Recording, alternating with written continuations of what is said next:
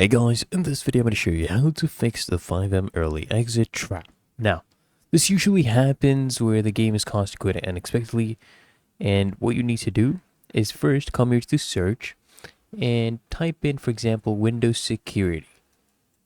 Okay, and then go ahead and open that up, Windows Security right here.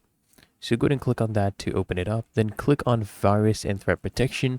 And let me explain to you what we're going to do. We're going to basically disable our antivirus software, or you can uninstall it as well. If you're using anything else except Windows Defender, go ahead and disable that, because sometimes what happens is it causes issues with Fivem. It doesn't let them access to the internet, or even some files get deleted. So when you're installing it, what you need to do is click here on Manage Settings, right? This is usually during installation though.